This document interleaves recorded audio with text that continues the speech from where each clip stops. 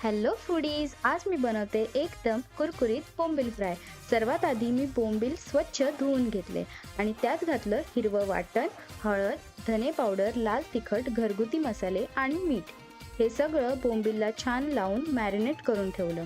हे मॅरिनेट होईपर्यंत इकडे मी भाकरी करून घेतली आणि भाकरी झाल्यावर आता पॅनमध्ये घेतले तेल आणि तेल तापल्यावर एका बाउलमध्ये घेतलं तांदळाचं पीठ, रवा, मीठ आणि थोडंसं लाल तिखट।